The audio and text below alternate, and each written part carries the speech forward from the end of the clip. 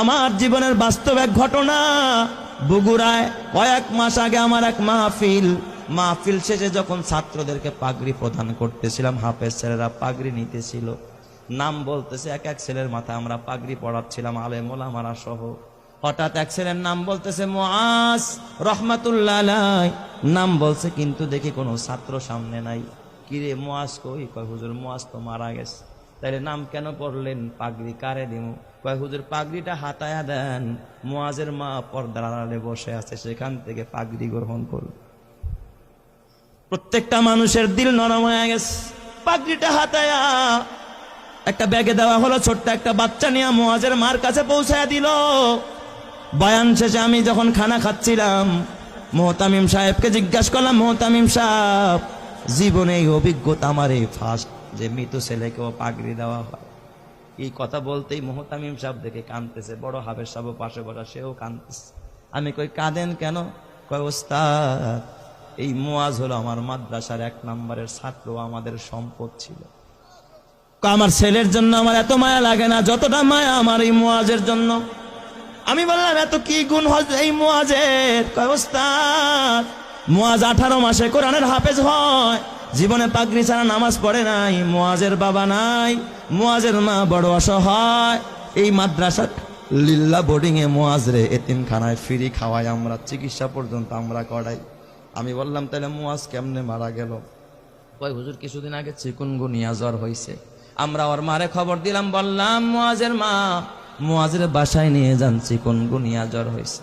মুআজ বাসায় যাইতে চায় না। কয় ওস্তাদ, বাসায় গেলে জামাতের সাথে নামাজ পড়তে পারি না, ফজরের নামাজটাও জামাতে পড়া হয় না, আমারে বাসায় দিয়েন না, মরে যাইতো মাদ্রাসায় মরবো, বাসায় যাব না।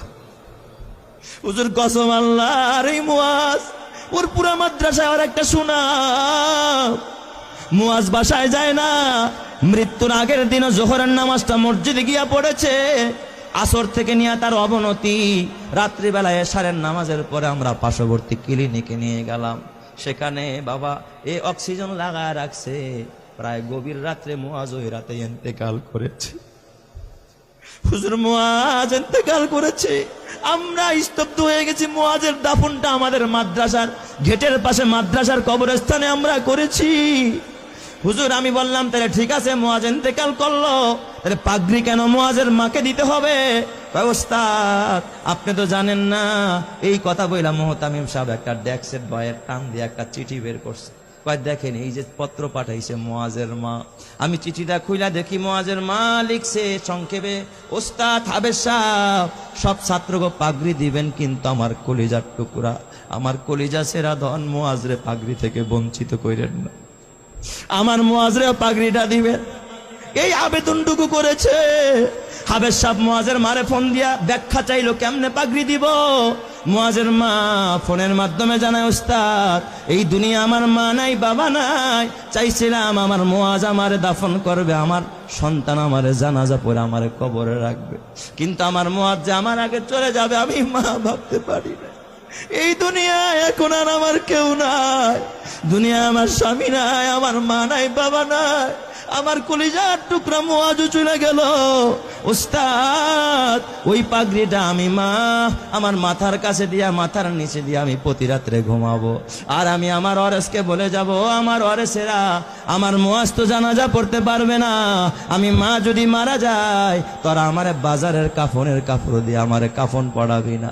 আমার মুআজের যে পাগড়িটা মাদ্রাসা থেকে পাইছে, আমি মাকে আমার কলিজার টুকরার পাগড়িটা দিয়ে আমি মারে কাফন পরাই আনছি। আমি এই পাগড়িটা কাফনের কাপড় হিসাবে ব্যবহার করব, এই জন্য আমি শুধু পাগড়িটা চাই। ও আমার মা গো, কালকে যদি মরে যাও মা, নাকের ফুল থাকবে।